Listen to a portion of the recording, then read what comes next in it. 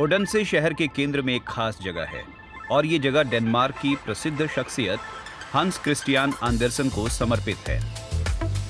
हाल ही में बनाया गया ये म्यूजियम जमीन से ऊपर भी है और उसके नीचे भी। इसकी गहराई मशहूर कहानीकार के विचारों की कल्पना दिखाती है। ये ऐसा माहौल है जिसमें शायद उनकी परिकल्पनाएं उड़ान भरती।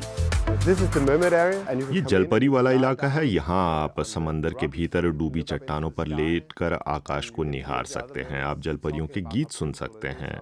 ऊपर का आकाश आपका कैनवास सा है। उसमें आप जो खोजना चाहते हैं वो खोजिए।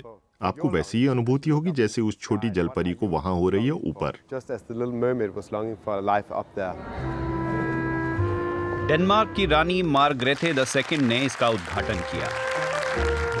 हंस क्रिस्टियान एंडरसन की स्वप्निल कहानियां, उनका रूपांकन और उनके किरदार। द नाइटिंगेल, राजकुमारी और मटर का दाना या फिर द लिटिल मैच गर्ल जैसी उनकी कहानियां आज भी दुनिया भर में हर उम्र के लोग पढ़ते हैं।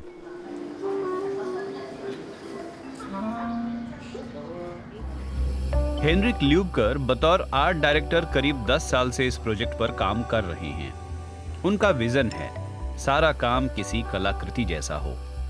स्वप्निल कहानी जैसा बागान, आधुनिक वास्तुकला और एंडरसन का काम।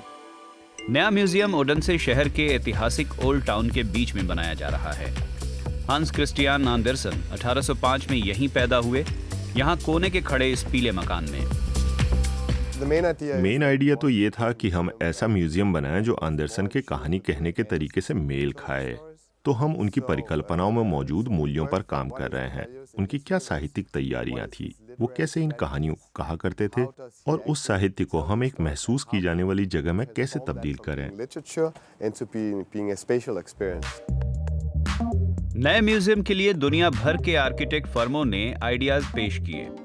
कॉन्ट्रैक्ट मशहूर जापानी आर्किटेक्ट कंपनी केंगो कुमा एंड एसोसिएट्स को मिला।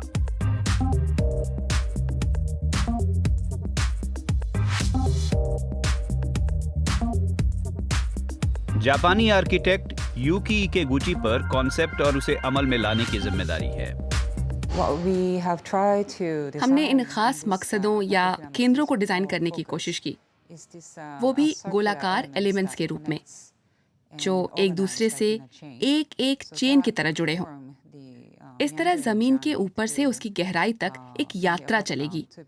ये मेड़ सच्चाई और फंतासी, कल्पना के बीच द्वंद्व को दिखाती है।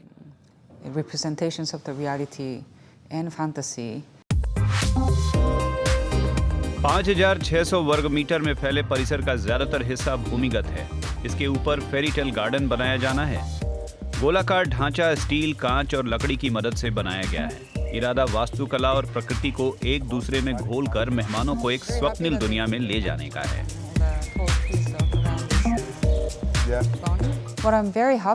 मुझे इसके पैमाने और इसकी क्रमबद्धता का अनुभव बेहद खुश करता है। जब मैं किसी खास जगह पर खड़ी होती हूँ तो हैरान रह जाती हूँ और हैरानी बढ़ती जाती है।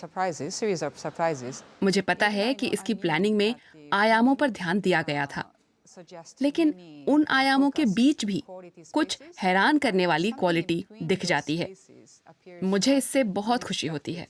And quality, which I'm very happy about. एक घुमावदार रास्ता ऊपरी और निचली दुनिया को जोड़ता है। रैंप एंडरसन की जिंदगी का रूपक जैसा है। जैसे ही आप नीचे जाते हैं, आप जीवन से गुजरने लगते हैं। बीच में आपको लगता है कि आप किसी थीम के साथ किसी आयाम में डूब रहे हैं और आगे बढ़ते हुए आप अपनी और एक परिकथा जैसी दुनिया में दाखिल होते हैं। अक्टूबर 2021 तक डेनमार्क के सबसे प्रसिद्ध कहानीकार का म्यूजियम पूरा हो जाएगा, यानी हैप्पी एंडिंग अब दूर नहीं।